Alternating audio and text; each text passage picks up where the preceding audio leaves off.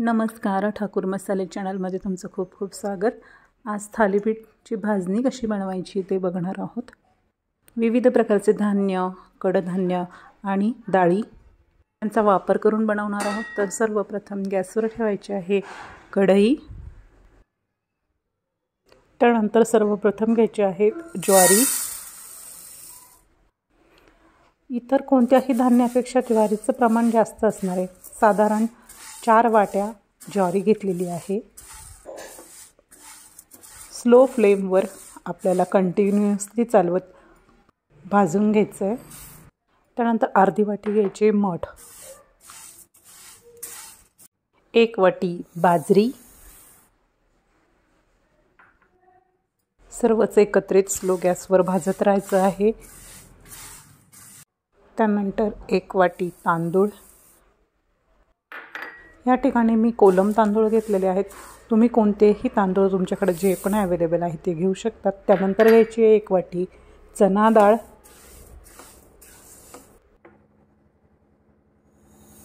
1 वाटी मुगाची डाळ,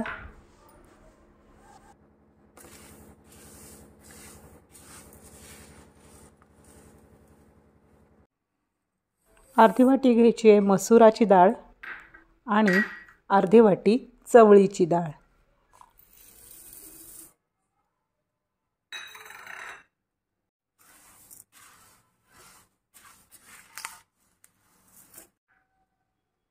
त्यानंतर घेतली आहे अर्धी वाटी उडीद डाळ। गॅसची फ्लेम स्लोच असू द्या। त्यानंतर घ्यायचे आहेत 1 वाटी भरून गहू,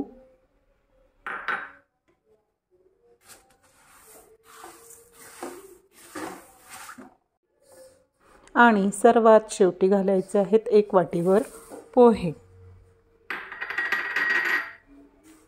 सर्व जिन्नस एकसारखे हलवत असे स्लो फ्लेमवर खमंग भाजून घ्यायचे आहे।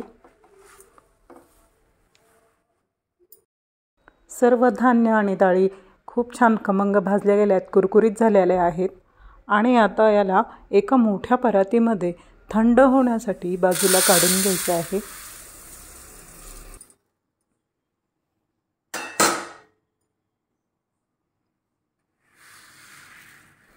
थोडंसं प्लेटमध्ये जर आपण असं पसरवून ठेवलं तर लवकर थंड होण्यास मदत होईल।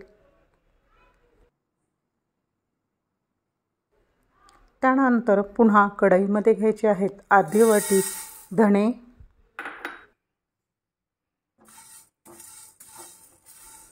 धणेसुद्धा आपल्याला 1 ते 2 मिनिट छान असे खरपूस होईतोपर्यंत भाजायचे आहे। त्यात ॲड करायचे आहेत 1 चमचा जिरे,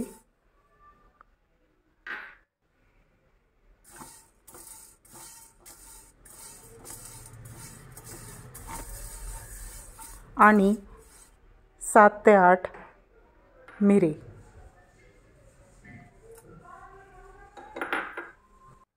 याला काही जास्त वेळ लागत नाही, 2-1 मिनटं भाजलं की याला बाजूला एका प्लेटमध्ये थंड होण्यासाठी काढून घ्यायचं आहे। थंड झाल्यानंतर या भाजलेल्या धान्यांवर टाकून घ्यायचं आणि हे सर्व जिन्नस एकत्र करून घ्यायचे आणि गिरणीमधनं दळून आणायचे आहेत। तर खूप काही बारीक दळायचं नाहीत, थोडंसं गरमरीतच दळायचं आहे। तर ही आपली थालीपीठ भाजणी रेडी आहे। Thanks for watching.